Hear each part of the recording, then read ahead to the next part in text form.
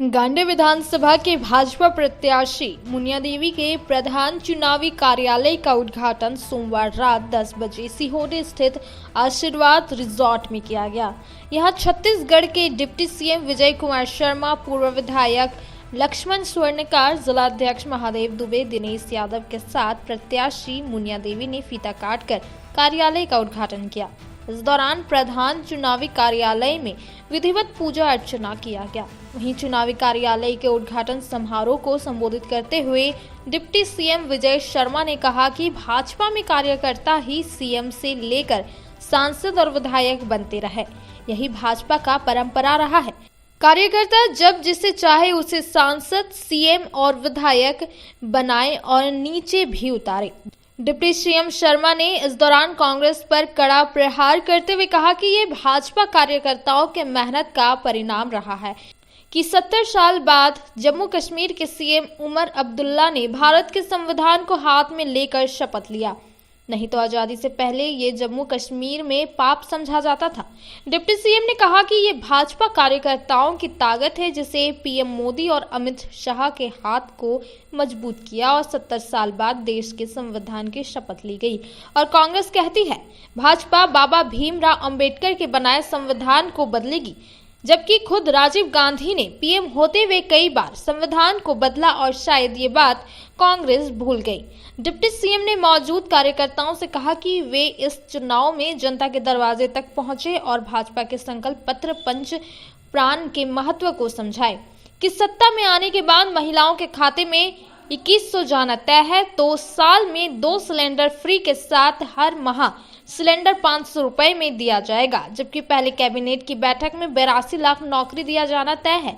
इधर पत्रकारों से बातचीत के क्रम में भाजपा प्रत्याशी मुनिया देवी ने कहा कि चुनावी को देखते हुए इस चुनाव कार्यालय की शुरुआत किया गया, क्योंकि गांडे की जनता अगर घरों से निकलती है तो ये तय है कि एक बेहतर जनप्रतिनिधि के चुनाव में और अच्छी सरकार बनाने के प्रति अपना योगदान देगी।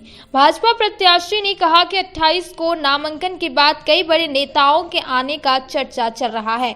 वहीं समारोह में भाजपा नेता दिनेश यादव, सुरेश मंडल, अनिल मिश्रा, भागीरथ मंडल, बैजनाथ वर्मा, उषा कुमारी, इंद्र नारायण वर्मा, प्रवीण चौधरी, पिंकी कुमारी, कविता कुमारी समेत कई नेता और कार्यकर्ता मौजूद थे। प्रधान कार्यालय का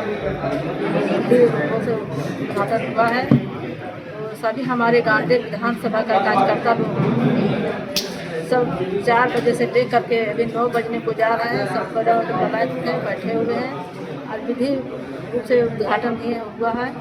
सभी कार्यकर्ता लोग से कहना चाहती हूँ, धन्यवाद देना चाहती हूँ कि जिस तरह से आप लोगों ने उमंग आज दिखाने को काम किए हैं, इतनी उमंग सिलसिला जारी रहे और आने वाले समय में अपना गांडे विधानसभा का कमल खिला करके भारतीय जनता पार्टी को झोली में डालने को काम करेंगे। जनता को क्या कहना चाहेंगे, अपने क्षेत्र की जनता को? जनता को यही संदेश देना चाहती हूँ, यही कहना चाहती हूँ कि जब भारतीय जनता पार्टी का चुनाव हम लोग जीतेंगे तो भारतीय जनता पार्टी का चुनाव जीत करके जो गांडे विधानसभा का जो अधूरा है, जो अभी देखने को मिल रहा है कि कहीं रोड नहीं है, कहीं नदी पुलिया नहीं है, कहीं पीसीसी नहीं है, कहीं आपको तालाब नहीं है, कहीं मतलब बहुत तरह का देखने को मिल रहा है। तो गांडे विधानसभा का जब भी बदलाव होगा, जब भारतीय जनता पार्टी का सीट को हम निकालेंगे, कमल फूल को खिलाएंगे, तभी गांडे विधानसभा का विकास का गंगा दिखेगा, गंगा बहेगा, हमारे विधानसभा का जनता खुशहाल है।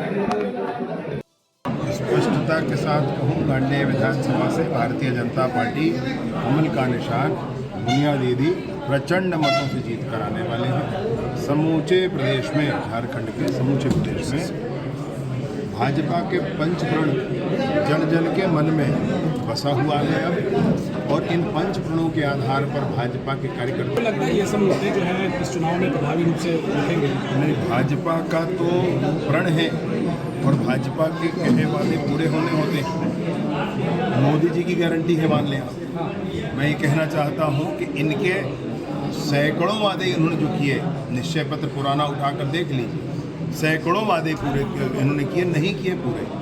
अब अचानक वो कहेंगे कि हम इतना कर देंगे, उतना कर देंगे। कोई पहले ही कर देना था, 6 महीने पहले कर देना। चुनाव सामने आ गया है, एक किस्त भी आपका हो नहीं पाएगा ठीक से, अब इसको आप कहेंगे कि हमने बढ़ा दिया, ये कोई विषय नहीं है।